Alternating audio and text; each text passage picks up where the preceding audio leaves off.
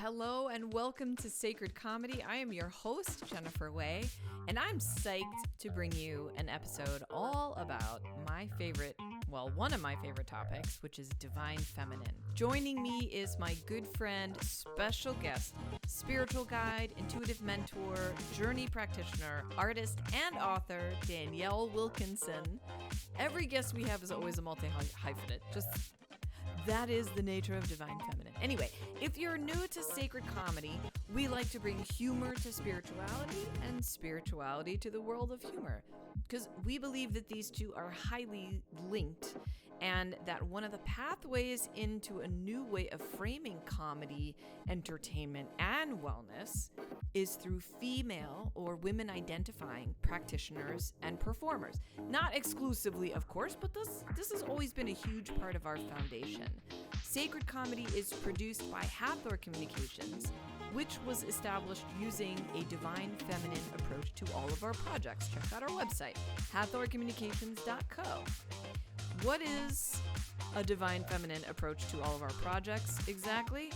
Well, that, my friends, lies in the mystery and in the feeling.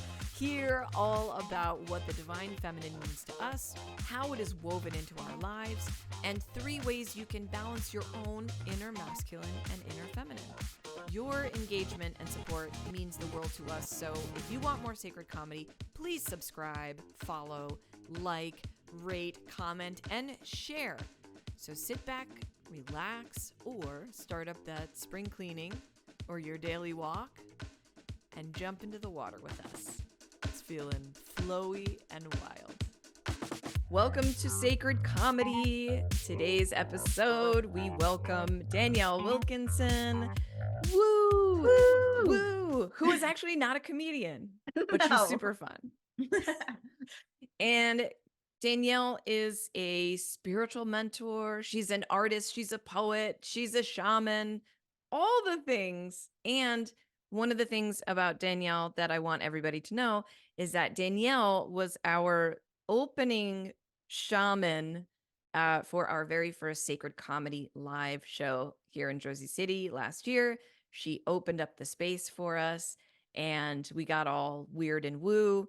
And it was amazing. And Danielle's also a very good friend. Shout out to Andy Murphy. Otherwise, we would not have come together.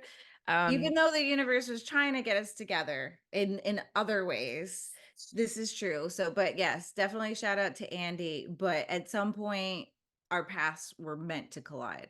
Totally meant to collide. Jersey girls. Yeah. You know, it's a vibe. It's a thing. It's a real vibe. thing. Danielle, tell us a little bit about yourself and how you found this path. Ooh. Well, it's funny because I try to pinpoint different parts of my journey, and I bring it all the way back, all the way back to when I was a kid. And as a kid, I just remember going to bed and seeing random faces, and hearing voices and being terrified.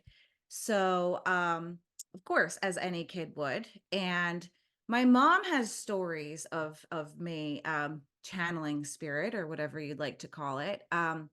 She said, there's 2 main stories that stick out in my mind that I have absolutely no memory of. Whoa. Yeah. So, she said she took me to the cemetery to visit her mother, my grandmother. And I was like, oh, I see grandma. And she's wearing this beautiful purple dress. And I described it perfectly. And my mom said that was the dress that she buried her in. Don't remember that at all. Have no recollection. And then another How old were time, you? I 4 or 5, little. Yeah. And then another time, so we were out to lunch 2 years ago with one of my mom's friends, and she brought it up. My mom's friend, she was like, Danielle, I looked into all that stuff that you said when you were a kid. And I'm like, what are you talking about? My mom brought me to her house. She just bought this house, and it's in an old section of Tuckerton, and the house is really old. And they said that I went into the house and I went right upstairs and I was playing. And they had to call me downstairs and they're like, Danielle, what are you doing? And I said, I was playing with a little boy who lived there.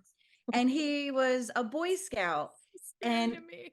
I had no idea, none, no, like, so my mom's friend, were out to lunch and she's like, and I looked into the history of the house and actually a little boy died there. And he Oh was a my. Boy Scout, he was an Eagle Scout, and it was Oh. this whole thing. So, so I like, as a kid was very psychic and it terrified me. So I asked to shut it off. I was like, this is too much. It was too much coming in. So what wound up happening was I wound up having some major autoimmune stuff because I was holding everything back. I didn't want it. I didn't want to see it. I shut it all down. And so it kind of went away until I had my third son. I I was still like really intrigued with the spirit world. Like as a kid, like even my college graduation, my mom gifted me a session with Sylvia Brown. Oh my Remember God. her? Old school. Holy Old crap. school. But Yeah. it never happened. I was on the wait list and something happened where she stopped seeing people. But anyway, that was my college gift because my mom knew. Like my mom was always supportive. Um, but like just like in and out. But then when I was sick with my third son, I had something called hyperemesis. And um I went to the hospital like 2 or 3 times during this pregnancy. And I was just like, no more. Like, I'm not gonna feel like this. So I changed a lot in my physical body. Hmm. I had to come back into my physical body. As a kid, I was a competitive gymnast and I was really like physically in tune. And then found yoga. So yoga helped me come back into my body. I changed my diet. And what happened was all of my gifts started coming back online again. Wow. Yeah. So I was just like, whoa, whoa, whoa. And it was all coming in at once. That's Really, so crazy. I had yeah, a condition when I was pregnant with my son called really. prenatal cholestasis. Huh. Yeah. That's real. And I didn't know that. yeah, and I had to induce, which I didn't want to do because I had my daughter naturally. Yeah. And which, by the way, everybody, is totally doable. You don't need the drug. Well, I shouldn't say that. It's different for everybody. Everybody wants a different experience. But I had just seen The Business of Being Born, the documentary by Ricky Lake, and I was like, I Oh, want a natural birth. I want a birthing center. So that's what I did. And but with my son, yeah, I had a condition, and that's actually what made me go vegan. well, Uh, they induced me with my first son, and my second son was born naturally, and with my third one, they wanted to induce me again. But what you're saying is so true because with the first one, there was so many complications because of the medications they were using for the induction. And this is another thing. So this brings us all back full circle. I'm extremely sensitive. yeah. I'm a sensitive. Oh God. I'm yeah. I mean, I'm just saying, oh God, because literally the reason I got this cholestasis was because I was put on azithromycin because I was impelled to get a flu shot, which I said I can't get flu shots because I get sick right away. This is my body. I don't get them. I know they're good for people. Whatever, go get them if you need them. I I get was sick. hospitalized The as a Z pack child. caused this disease. The Which Z-Pack. the Z-Pak, the azithromycin, which I told my doctor, I was like, this caused this prenatal cholestasis. And he was like, doesn't really work that way because you want it to. And I'm like, okay. 3 months later, he came back to me. He found studies that proved I was right. That in like 30% Wow. of pregnant women, azithromycin causes prenatal cholestasis. Oh, wow. So wait, go ahead. Go back to what you were saying about the Well, medication and the induction. well, so as a kid, I was hospitalized many times with this autoimmune stuff. And I was hospitalized actually at Children's Specialized Hospital in Harlem because I almost died from the flu shot when I was 9. Get I out of here. I was Oh my 9.5 years God. old. I almost died. And so extremely sensitive. as a child, as an adult, no real food allergies, but a lot of sensitivities, gluten, dairy. Yeah. Actually, I was allergic to baby formula because my mom, she had an infection like right after I was born, Oh, and they put me on formula. So right off the bat, like super sensitive. I came into this world as a super sensitive. And it felt like a curse, but I wound up realizing that it's actually a gift yeah. because those sensitivities are what connect me and what guide me, with Yeah. all of the messages and all of the things. So that's just like the tiny bit of like channeling, because there's so Yeah. many other parts, there's so many other aspects, and so that just that's where it all started, right? Like Yeah. I feel like I came in with it, wanted it to go away, but then when I fully embraced it, I started really peeling away these layers. Like food was like a thing, my physical body, getting back in my physical body, really feeling strong, and things started opening up for me, and I realized like, and I wanted to embrace these gifts, so I started to seek out spiritual mentors. Mhm. And this one woman said to me, and we're going to bring it back to Andy Murphy too in Yeah. a minute. She said to me, she goes, "You're a shaman." And I'm like, "I'm a shaman? Like, what the fuck? Like, a shaman? Like, Yeah. what do you really?" And she's like, "No, like, you are like this connection between earth and spirit." And I'm like, "Okay, this makes sense." Like, I'm a super earth mama. Like, I like, Yeah. like hippy dippy. Like, I love like being barefoot and connected to the earth and drumming. And it's always been a thing for me. And she's like, "You need to talk to this woman, Andy Murphy. She's in Colorado." And that's when I met Andy. And that was like 11 years ago, I think. So she really helped support. It's the 11th of April, and we started recording at 11 a.m. Anyway, go ahead. Oh, and 11 years. Yeah. I mean, yep. Yeah. Um, but yeah, like following all the signs, just like that, right? Like it's every day, everything is magic. And this is Everything. where I like, and I have a hard time labeling myself like, okay, like Yeah. shaman, clairvoyant, channel, Yeah. psychic, guide. It's like I'm just me, Yeah.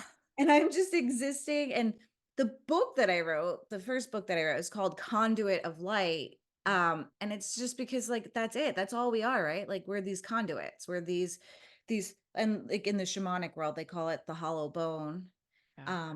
And that's just how I feel. So I like I've opened up those channels to allow, you know, spirit to flow through me, earth to flow through me, and just be like that conduit that just brings them Yeah. together. And you and I have been talking a lot about flow and kind of being in a flow. And this brings us to the main topic of our conversation, which is divine feminine. And divine feminine as a topic is so general and vast, but our experiences in divine feminine, I think, are worthy of an episode.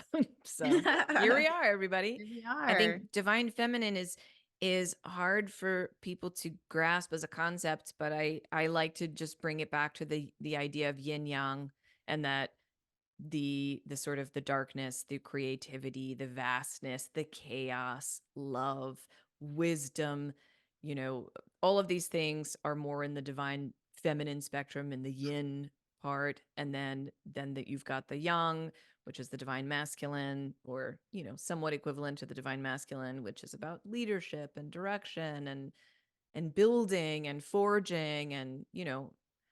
knowledge. And I like to look at the masculine, and like we have all of this within us. And Yep. this has been my journey, is the alchemy. I really feel like okay, there's so many words, like what's your purpose? Alchemy. It's Yeah. that simple. And the divine feminine is coming online in a Yeah. big way. And I feel like we are feminine presenting women. We were Yes. born in these bodies. So there's something about that, like that being that conduit, like channeling that divine feminine essence. Um, I like to see the divine feminine, like, and we talked about this right Yeah. yesterday, like as a river, Yeah. and like she likes to flow. she can be fierce. She could be fierce. And I like to see, like, and this is within my own self, the divine masculine as the container, like as the structure that allows the river to flow freely. Yeah. So it's like the masculine has a little bit more structure, the feminine has a little bit more flow, and together it creates alchemy. Yeah. So that's really like in everything that my practices now, my work that I've been doing. Say what you said. I'm like, wait, say what you said yesterday about practice. Because when you were talking about your practice, and then I don't know if you remember this, but you were kind of like, I mean, I say practice, like, oh, my practice. And then you're like, my practice is like, if I feel like swimming naked, I'm gonna go swim naked. And I was like, Yeah. that is everything. That's perfect. Well, I Talk think more about it. really, um, and I feel like all this heat coming in because like I'm I so love it. passionate about it. Um, Pause for hot flashes, everybody. Hot woo! flashes of brilliance. Oh yeah. Um, really, the essence of tapping into my true divine feminine essence is the feeling. And here's like, of course, like the heat is coming in. What does my body want right now? Yeah. What does my and there's okay, so there's my physical, mental, emotional, spiritual, etheric, and light body. There's all of these bodies, and sometimes they want different things, but like tuning into the feeling, the felt, that is my navigation system. So sometimes like having like a complete like disciplined structure practice is too much for me, and I appreciate it when I do find that discipline. It's balance, it's really about balance. And really it's like tapping into what I need in the moment, and that's always changing, it's always fluctuating, especially for us women. Like we have hormonal cycles. Yeah, like we have, whether you're menstruating or not, it doesn't matter. But still, like I look at it like I have monthly cycles, like the moon and like all of these other natural things. We have yearly cycles. I have daily cycles. Yeah. Like I have like Same. within the hour, I'm constantly in change here, Yeah.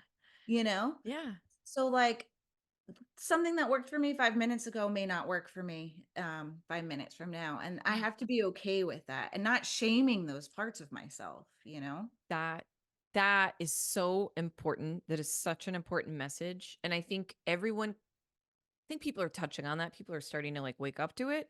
But I think to be reminded of that and to just hear it said again is so valuable right now, because as everyone probably can understand, we are heavily in a patriarchal system, and we are heavily in a more toxic or wounded masculine energy. I think of the toxic masculine energy as a wounded masculine energy. No, yeah, That's for sure. the active aspect of a wounded masculine, which is going to act out. Is gonna, boom, punch. And I, as a mom of boys, we're understanding what masculine is, but I think the power of sitting in our feminine and just being, not thinking, not analyzing, not planning, just being and moving Right. is so important to the idea of divine feminine, which is the absolute opposite of what the world is right now. Right. Everything is built around a structure, which understandably is needed, but there's no allowance for flow in the middle of it. And it forces everyone, men, women, uh, non-binary, to be in a masculinized state of themselves, giving unfair balance to their own feminine internally. And Right. that masculine depends on what kind of masculine we had in our lives, whether you're male or female or non-binary. It's that masculine foundation is, I mean, it's a faulty foundation, unfortunately, Right. because there's no balance. There's just been no balance for thousands of years. Well, it's designed to do that. Like there, so like there's other okay. There's like so I much know. I want to say. There's so much I want Hold on. to say. So embracing my divine feminine essence for me has looked like you said with the being. Divine feminine is relax and attract. Divine feminine is like the flower and divine masculine is like the bee. The wounded masculine is by first of all, can we get a little controversial here? Like, Yeah, let's do it. because Fuck yeah. this is like my soul's mission too. And we talked a little bit about, talking about sovereignty. So here it is. And this is what I've come to understand. The structure that is at the patriarchal bullshit structure that is in place was all part of a program because they the powers that were, I don't even want to say the powers that be, because things are shifting. We're moving into the divine feminine. We're embracing it. And it's not about like changing the whole world to be feminine. It's the balance. It's the alchemy. It's the true essence of feminine and masculine coming together in divine union. Here's Gamos. This is what we're doing right now. But what happened was there's this program of what we're supposed to be, and it's worker bees. It's the doing, it's the production, it's this production. And like honestly, like that's where I was like, what, like I've been programmed to be in this production mode of always doing, always producing, and it's not in alignment with what I actually feel. And that creates disease, it creates exhaustion, it creates depression, Dysfunction. dysfunction. Dysfunction. Yeah. Yeah. So like realizing like this entire system was structured to create a productive society to feed this beast. This is a whole nother topic, but Yeah.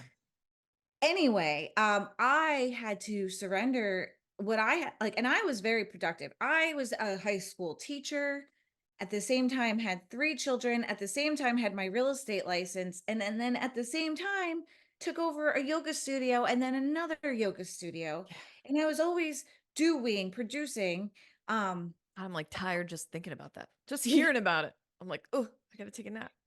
and I'm also an artist, like you said, like I'm always creating, but there's a difference to produce to, like to just for production. And I had to stop all of it. And it was scary. It was really scary because everything in my being was like, enough. And, COVID had a hand in that where I had to like close my yoga studios down. And that was a Yeah. lot, but it made me sit with myself. And when you talk about the being, like so much was coming through and it was like, oh, like I had to give myself permission to rest. I had to give myself permission to sleep in because my body needed it. My nervous system, our nervous systems have been wired in this false reality of doing, Yep. that it takes time for it to come back into regulation. So just to let go of all the doing and to just like the identities. Oh, I created yeah. all of these identities of who I am based on my production. And that was a whole death, an ego death, a whole unfolding. But that's where I really could tap into my truth and the divine feminine essence that I am. Once I tapped into that space, things started to come in for me, and it was wrapped around joy. Like I could do things for fun. I love to dance. I love music. I love making art. I love sharing art. And that really helped spark the true divine feminine within me and not this wounded aspect of her, you know? Oh, yeah. I love that you brought up joy because that's what sacred comedy is all about. And also the Yes. ridiculousness of life, it's all a sacred comical dance. And I remember the first time I heard about sacred comedy, and I was just like, "Oh my god, like, this is so much fun." And I love how you're like, the healing journey doesn't have to be so fucking serious, like, all the time. It's like, I need to sit with myself I know. and, and it's like, no. And I need to do I it the right way. There's I was no flexibility in there. There's I was only one way. I was always getting in trouble in these healing communities for being me. I was getting in trouble. Like I was doing these serious things, but I'm like, it doesn't have to be so fucking serious, I know. guys. And I was the one that was getting in trouble. And I'm like, but no, I can access that God essence. Yeah. You know, what just came up when you were saying that is that that comes from the patriarchal religious structure Yes. of it, which is where school comes from, right? Yes. Where we're sitting in seats listening to the person who's higher than us, like Had to physically. get out of that system Exactly. because And oof, the new age spiritual world exists in that framework. So we are still operating in a way where we think we have to do it this way because this is what we know. right. And there's close ties to religion and spirituality for good reason Yeah. because it has to be owned by a religion, or at least that's what the previous experience has been for all of humanity on the planet for Well, the last couple of thousand years. But it's like, no, spirituality is a personal thing. It's not something that you can yes. own or give. So this, the fact that like spirituality is such a big business these days, myself included, was hoping I'd be like rolling in the dough at this point. But Trust me, I've done yeah, my fair share of spiritual businesses too. And I think the so funny. problem that because we were still living in this reality of we were still existing within this patriarchy and the It's guru not okay yet. You're gonna get in trouble.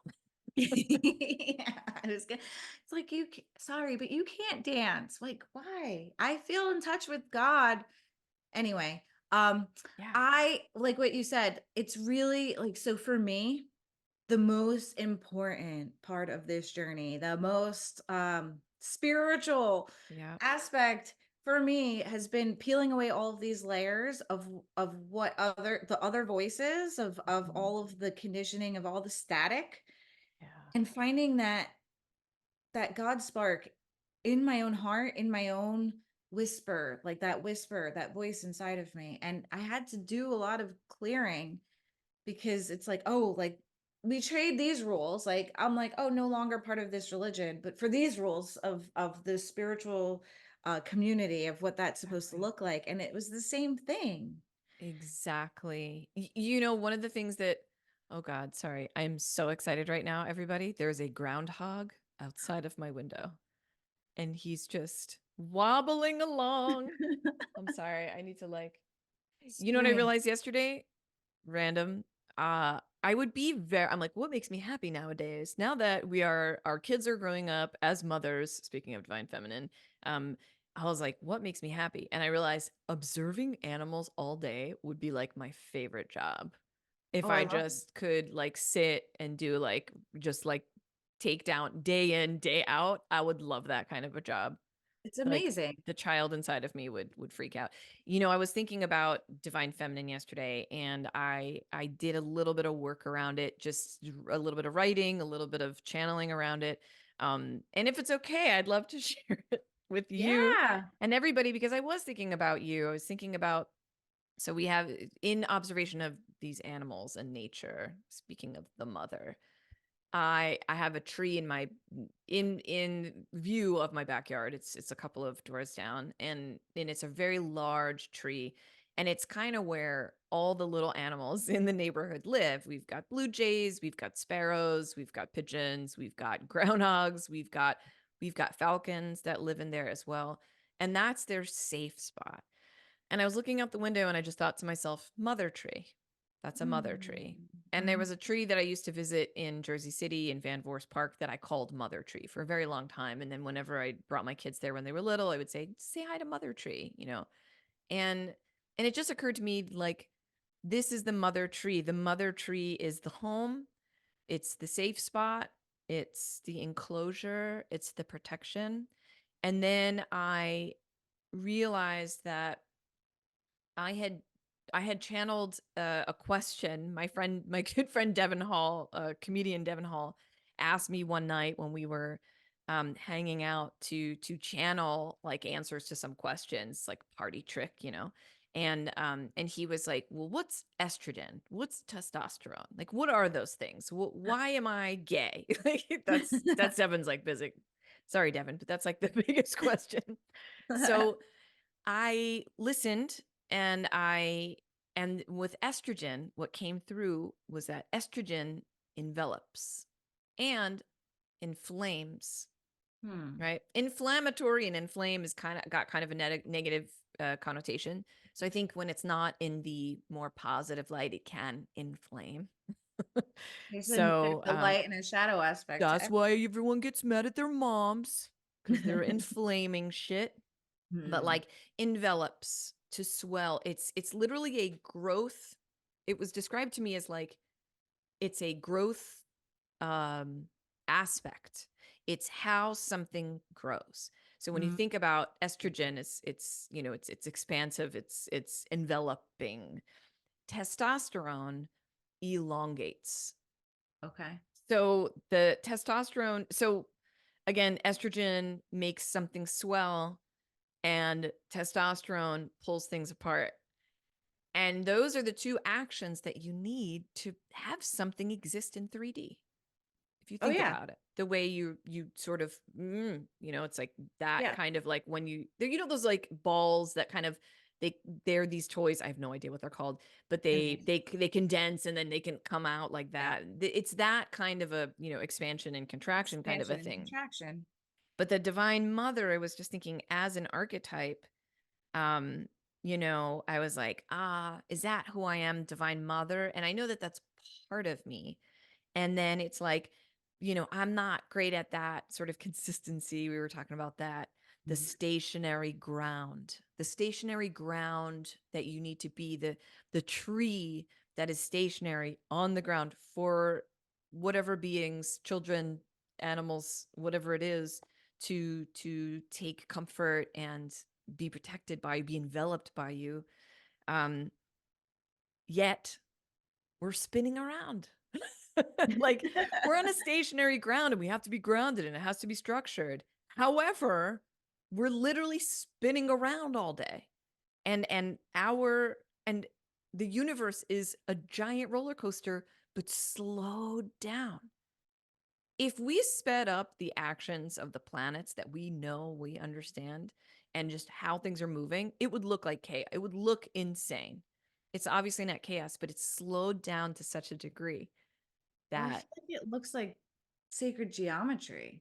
Like if you yeah, ever like it's like like I yeah, like I'm a mandala artist. So this is like what when you're talking, this is what I'm feeling. It's like that expansion, it's movement, but there's like this base that yeah. keeps it kind of grounded. And I just wanted to share I had this one really powerful ayahuasca journey, and I've sat with the medicine a whole bunch of times. But something to what Can you you were take me saying. next time? I don't think I want to do it by myself. And this is the thing, like I don't say, oh, like I know someone, and I'm not gonna say names, that would be like, you should go to ayahuasca, ayahuasca, ayahuasca. It's like the end all be all, and I don't feel that way at all. Oh, yeah, no, I'm just putting a disclaimer out there. yeah. Um, It's not for and everybody. and even the work that I've done, like the shamanic training, like with Sandra Ingerman specifically, like Yeah. she says, like we are the medicine. We don't need the medicine. I always like to put it like this. Like I could walk to town. I could, any of us can. Sometimes you take a bus or a car, it gets you there a little quicker. Like sometimes the medicine can do that, but it's really like important. Like I always feel like you get called to the medicine. So if you're called to the medicine, you know you're called to the medicine. Anyway, in this journey, I got brought to child's pose and I couldn't move. Like I felt like I was there for hours and I couldn't move. And one of the facilitators came over and she put her hands on me and I was like, oh, like it just felt like she was holding me, right? And I was like, this is really beautiful, but now I really can't move because her hands were on me. And once she let go, like it was like we were telepathically communicating. And in that moment, she let go. I felt like I was given permission by myself to stretch my legs out. And the message that came in was that life is this beautiful balance of holding and space. Hmm. Holding and space. And when we look at any relationship, we look at any kind of structure, anything that exists, right? Expansion and contraction. It's that balance. It's that alchemy. It's Yeah. that divine feminine, divine masculine. It's the Christos Sophia. Yeah. That's what it is. It's the holding and the space. So I'm feeling like, ah. yeah, yeah, you could feel that, right? Like you could I feel can it in feel your it. body. Yeah. Yeah, that was like a really profound message that I take with me. And when you were you were channeling the estrogen and testosterone, that's what I could feel. Mm. It's like almost like that balance. Yeah. Mhm. You know, my biggest message about divine feminine whenever I talk about it is that, you know, understanding what it is a wonderful thing, and there's so much divine feminine stuff out there that's so necessary. Um and I urge anyone listening, you know, to understand that divine feminine has to be recognizably valued. And we don't have that yet. There is no, it's changing. It's definitely changing. And what I mean by like valued meaning like down to the internal messages we give ourselves, like if you know, even yesterday, like I was like crying on one of the messages I left you, and there was a part of me that was like, don't cry, you know. That is not valuing divine feminine.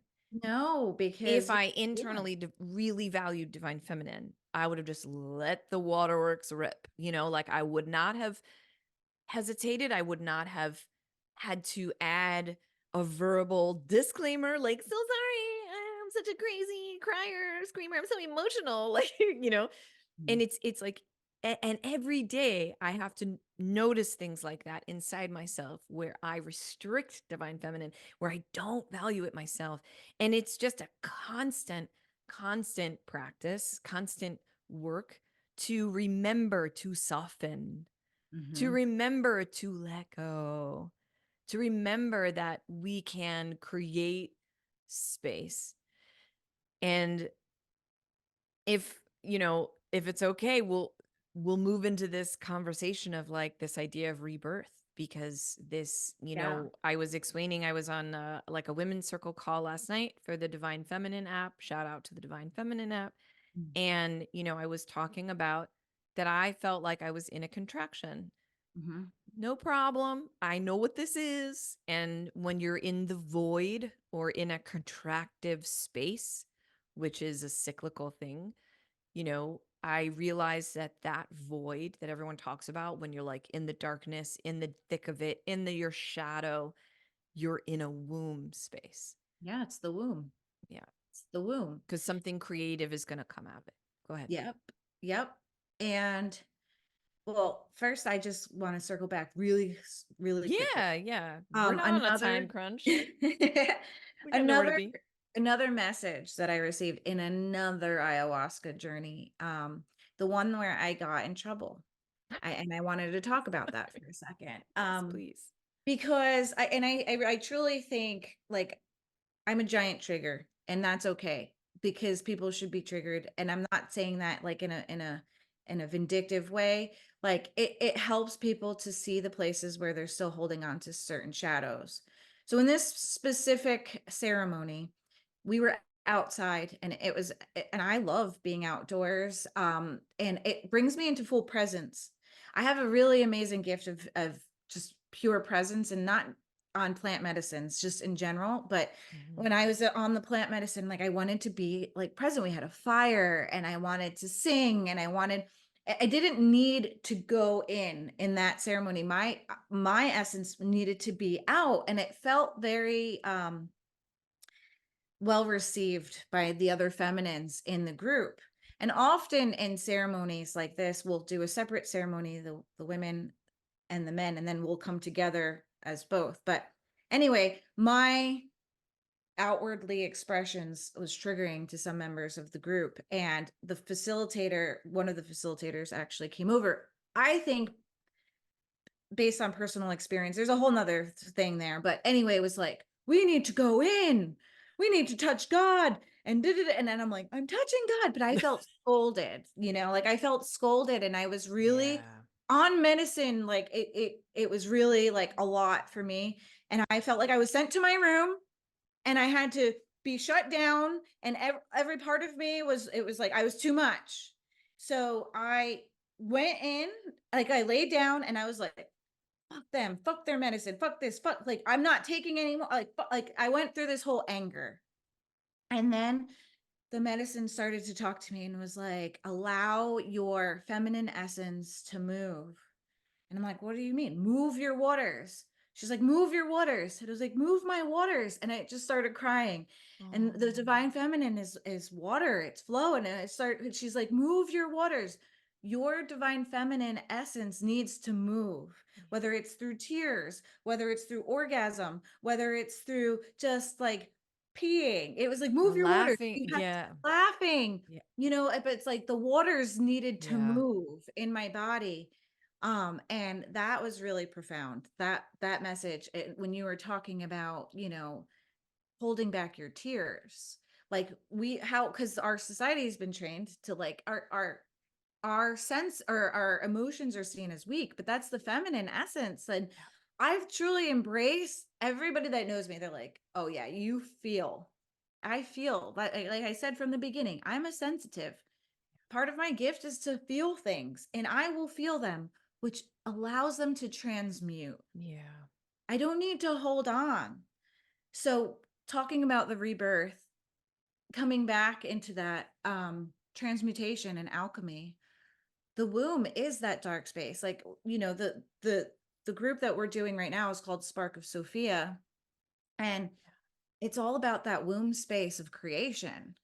Yeah. Often we're taught like God is the creator, but Sophia is the creatrix. It takes both to, like you said, the expansion, the contraction, all of it to birth creation. Yeah. Um, so from that dark space, like just like a seed, when you plant a seed, it needs to go into the earth, it needs to go into the womb, it needs the darkness to be contained in order for it to grow.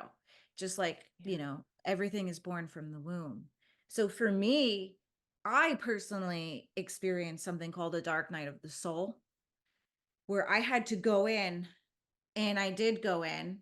Um, it wasn't about coming out anymore. I was in that contraction phase, and I had to really go in and I had to really stop doing and embrace my human being Yeah. and really feel all of it, everything. Feel like I had to feel. And that was where like a lot of like the feral feminine was born, right? Like this, that's my book that I just wrote, but it was through the dark night of the soul, through finding medicine and then finding alchemy. And Mhm. that's the rebirth. Yeah. It's and it's cycles and there's phases. It's just like the medicine wheel, like the traditional medicine wheel. Like you have to go around the wheel. You can't skip, Yeah. you know? Yeah. What's really funny is I was walking in the park, uh the park where we did our Danielle and I did a little bit of a ceremony. When was it? Last year. It was September September. Okay. because I remember it was September 9th.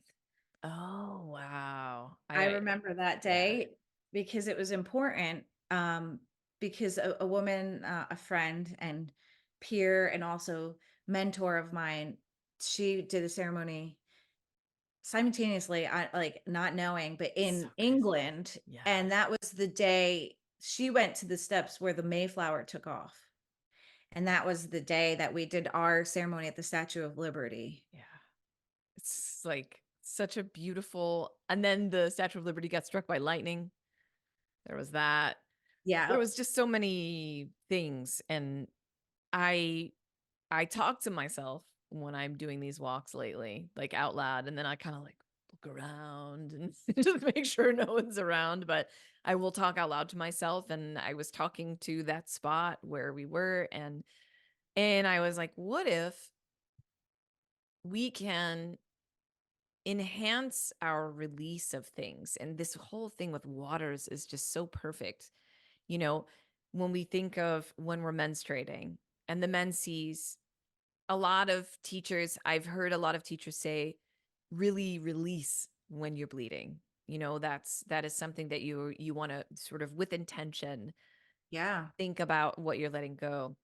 And I thought, as I'm in the throes of perimenopause and like bordering menopause, as the hot flashes are coming, releasing, I was like, okay, so when I feel a hot flash coming, there is I'm noticing there is a tie-in to emotions. Personally, the sensitivity thing, I'm right there with you.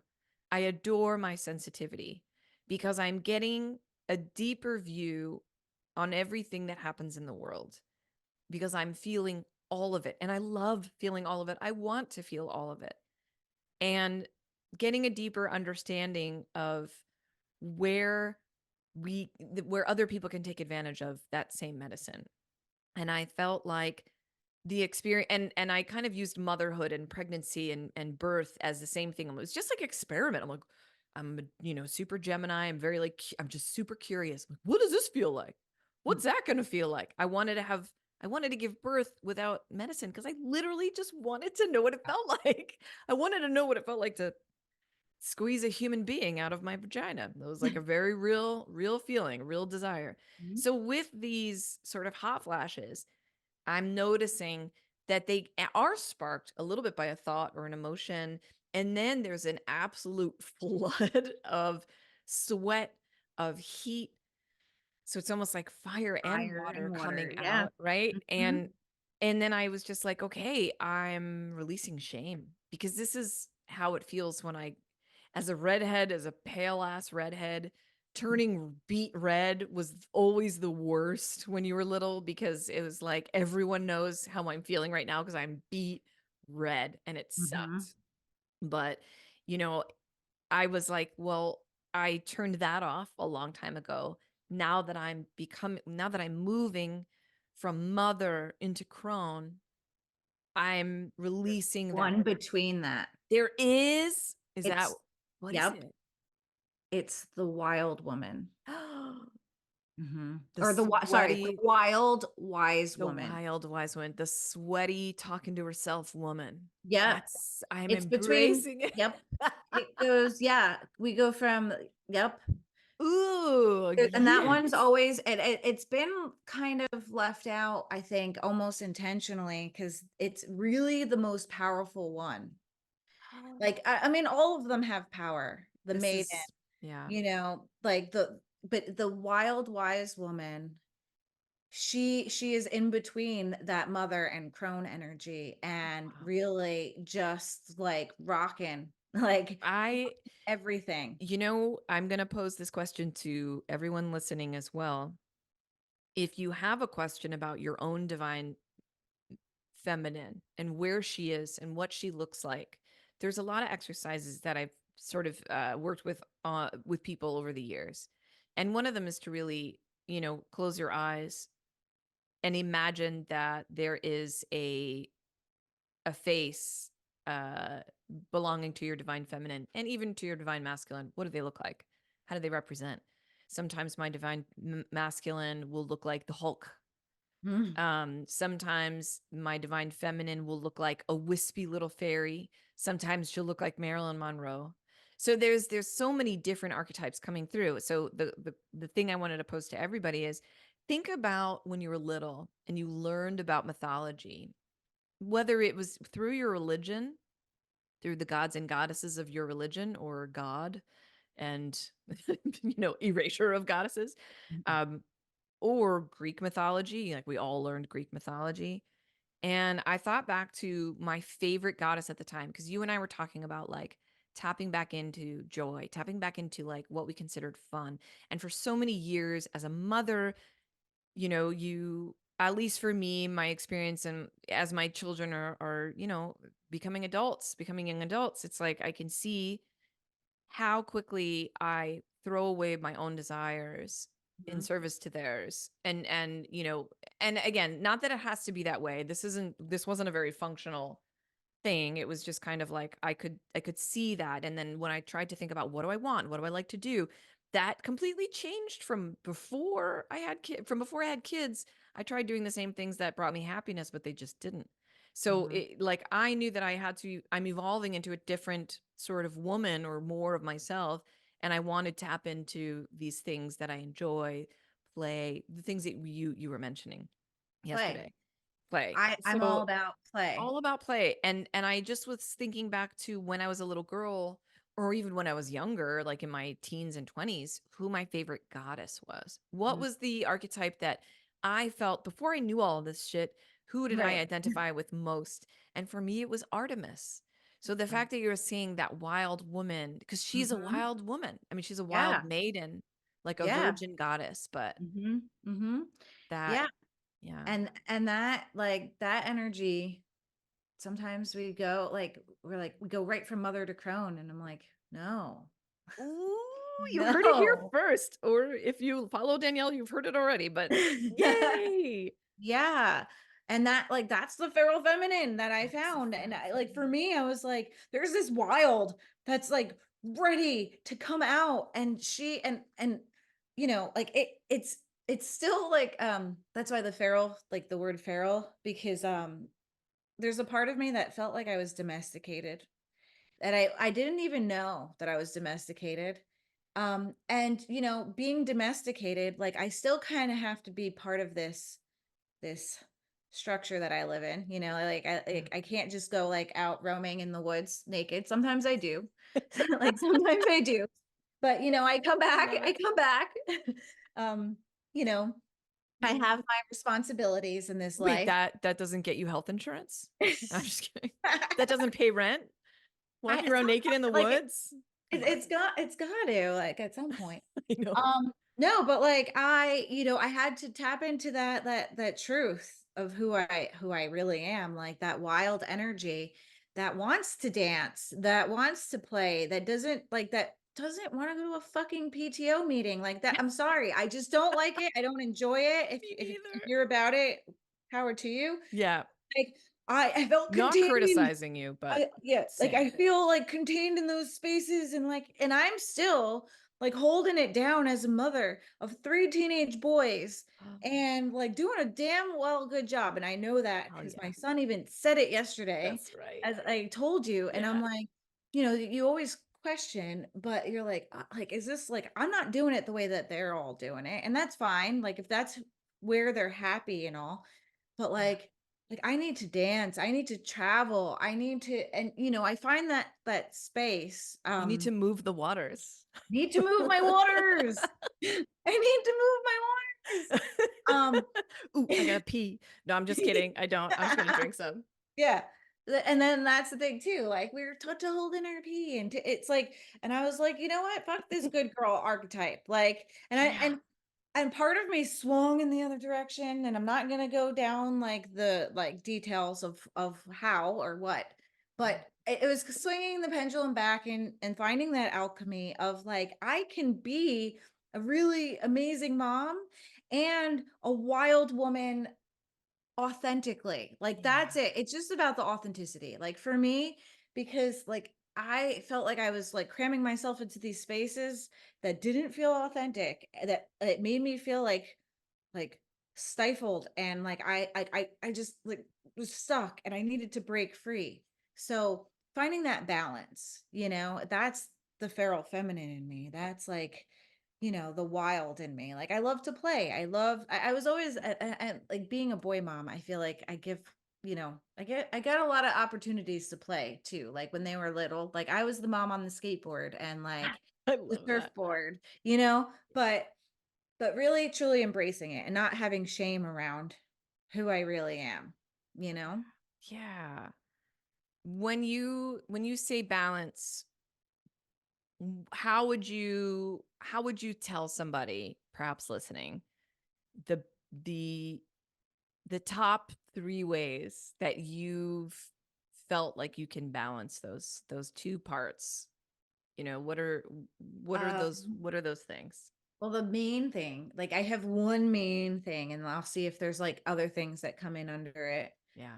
Um, I had to look at all the parts of myself, like really look, like see them all, like, and that's why, like yesterday in our conversation too, I was like, oh, like you have so much self-awareness. It's really beautiful. Mm, And it thank like you. the awareness is the first step of like, well, where are the places that I am shameful, Mhm, still hiding, keeping myself small, people pleasing, mhm. doing things that that I think they want me to be, like being a way that they want me to be.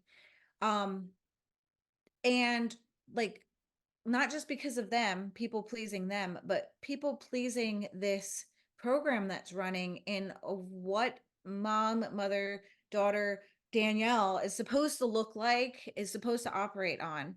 Okay, where are those places that are not authentic? So first was the awareness, and that was hard Yeah. because it's the shadow work. It's like looking at all of the parts of yourself that you don't want to look at. Um, so the awareness was the first thing, and then the main thing that I was going to say, so really I think there's really two, is like bringing awareness to it, and I had to love all parts of myself. I had to love the wounded little girl who wanted attention, and the woman who wanted to fit in, just to Yeah. feel like part of something.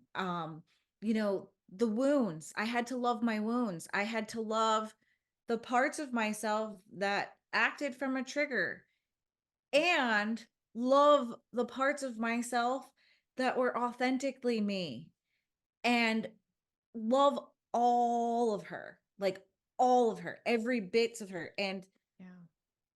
And love is like such a like funny word, right? But like it really is, like it's like unconditional love, like the way that you would feel towards a child. Like you see a toddler do something that they're not supposed to do, but they don't even know any better, and I had to look at those parts of myself, like I didn't know any better, and I don't Mm. want to hold shame or guilt around the way that I was operating at one point. I have to love those parts of myself, Oh, and that's where I found that alchemy. Like I really do feel solid. yeah. And I know it's still not done. Like it's still always, that's the third part. You said three, so I Yeah. found the third. Yeah. Just like you said, we're always changing, we're always evolving, we're growing, we're moving. Like nothing is constant. Nothing is constant in this life. So knowing that, like, okay, it's not this linear thing. Like I'm done. Here it is. I found it. Yeah. It's always shifting and moving, and I'm always shifting and moving, and to honor those parts too. Yeah. This is this was so beautifully put.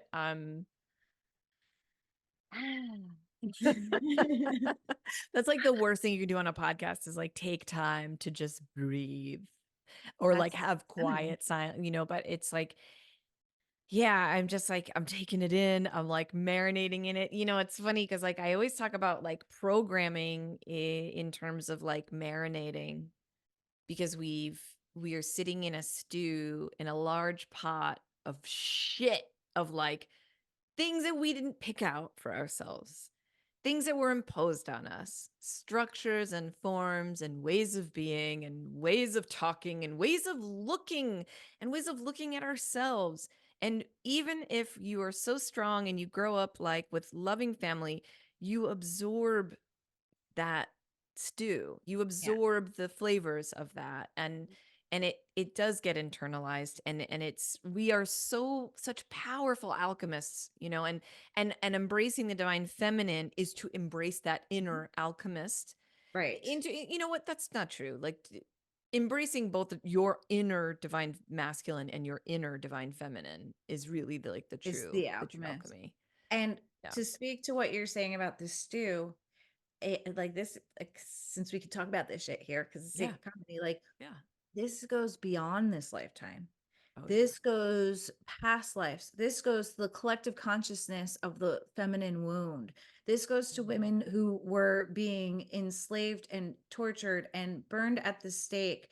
These are all things that we're alchemizing. This goes to the like things that are controlling things in, our society that have been doing this for thousands and thousands and thousands of years. Yeah. Like this is the time we're in right now. This is deep, deep, deep shit.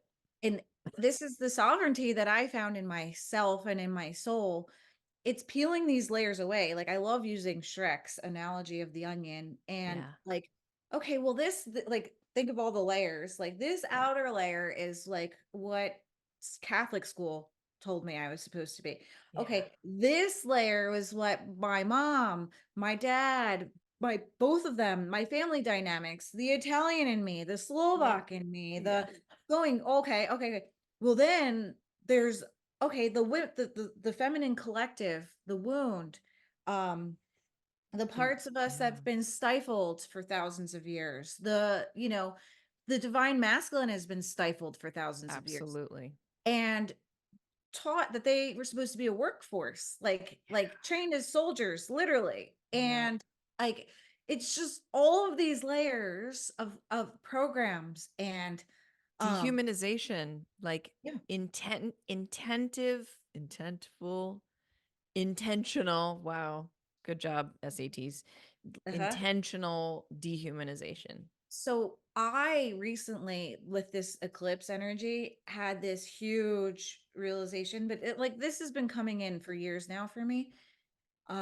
Because I've been in some sticky situations, as you are very well aware of, Yeah. with some people who are not the greatest humans. And Yeah. like, why do I keep putting myself in these situations and understanding it all? So with all of this that I'm talking about, again, just the alchemy, like of loving me, Mhm. of the shadow me and the light me, and bringing it all together of like this beautiful, authentic, whole Yeah. version of me.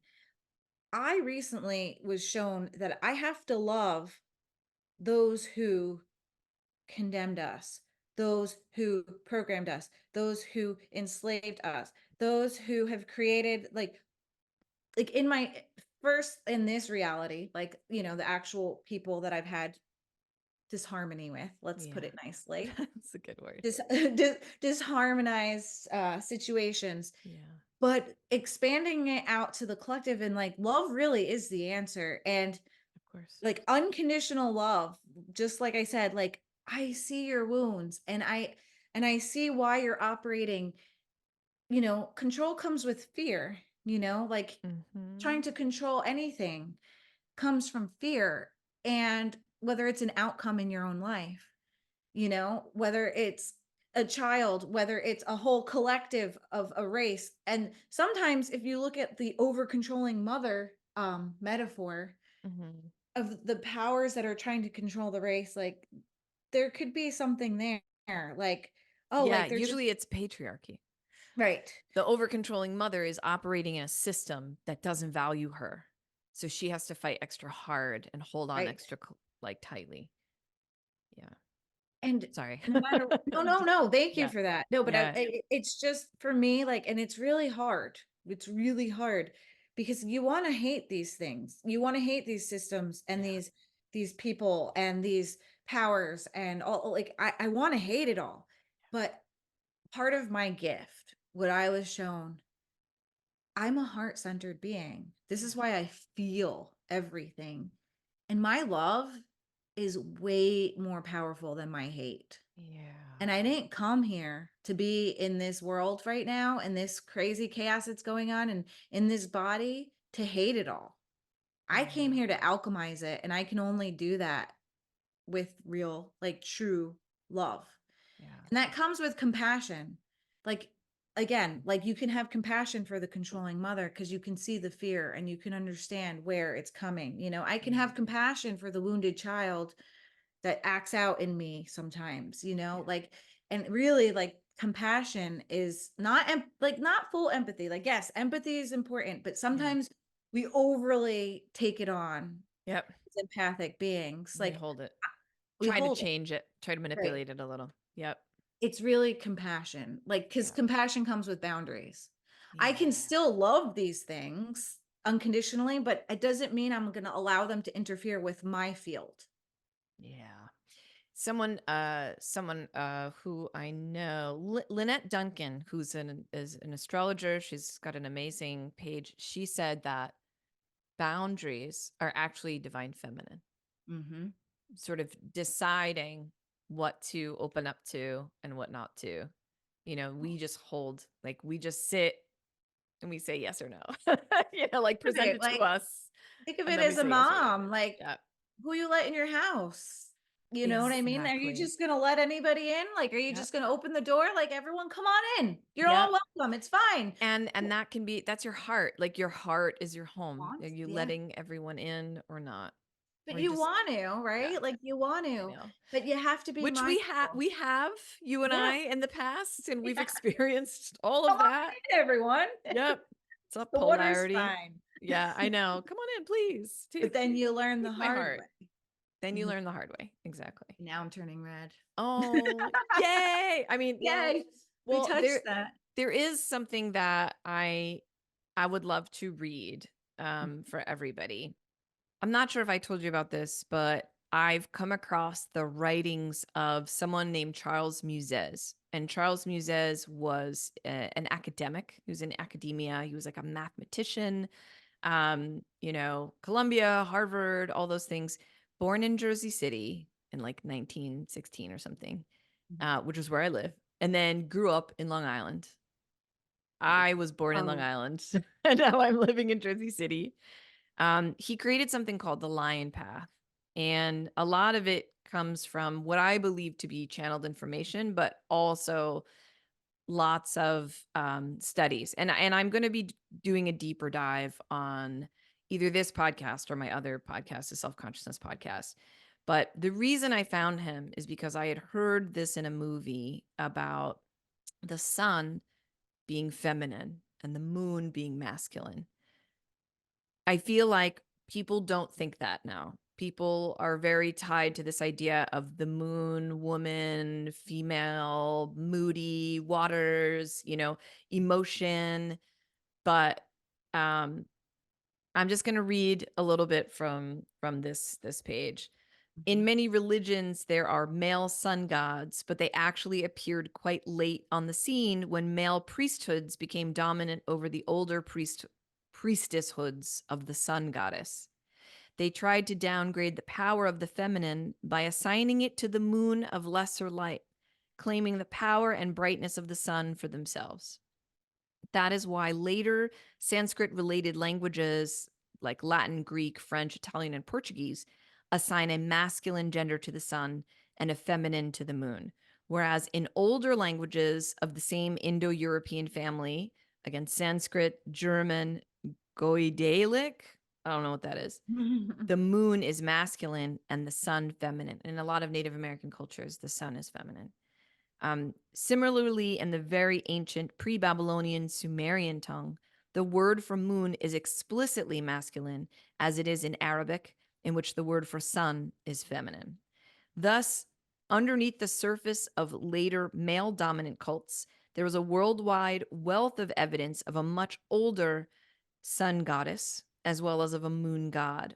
Also, in widespread traditions, the sun was believed to be a wondrous bright eye, and many people with bad eyesight were cured at certain sacred solar healing wells. Hmm. In astral lore, the right eye is assigned to the sun and the left to the moon. At this point, one cannot help recalling one of the chief tenets of sacred doctrine in ancient Egypt. The wounded or left eye of Horus had to be healed and restored so that the egg of the higher body could function and hatch it. Note that because the nerve paths cross as they pass through the cervical region, the left or heart side of the body corresponds to the right or solar eye and to the right brain, while the right side of the body corresponds to the left eye and to the left hemisphere of the brain. So the left hand and right eye go together, as do the right hand and the left or lunar eye. According to the most ancient teaching, the sun pertains to the left heart or female side of the body, and the moon to the right, male and physically stronger side. Thus, the sun rules the left side of the body and the moon the right side. That's really interesting because I'm having some vision stuff happening. Really?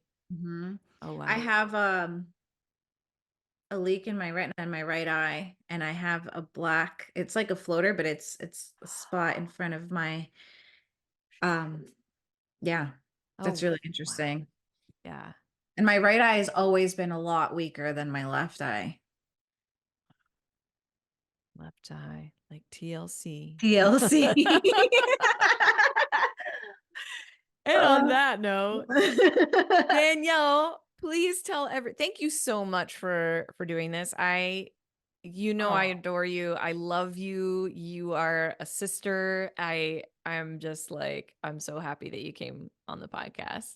thank you so much for asking me. And Yeah. I adore you, and I feel the same way. And it's just like such an honor to be able to sit and share space with you like this. It's so beautiful. And I love Yeah. all the work that you're doing in the world. Oh, same. Ditto. Ditto Hmm. right back at you. Thank you. Thank you, Thank thank you, thank you. And please tell everyone where they can find you. DanielleWilkinson.com is my website. And from there you can find all the other things because there's different social medias. Because I also have the Feral Feminine Yeah. social media. I have Danielle Wilkinson. It's confusing. Go to DanielleWilkinson.com.